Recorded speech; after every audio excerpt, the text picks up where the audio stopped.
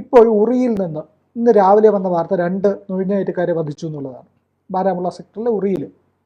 അപ്പോൾ ഈ ഉറി മേഖല എന്ന് പറഞ്ഞു കഴിഞ്ഞാൽ വളരെ ദുർഘടമായ ഒരു ഭൂപ്രദേശമാണ്. അവിടെ കൂടെ നുഴഞ്ഞു കയറാനായിട്ട് അവർക്ക് എളുപ്പമാണ്.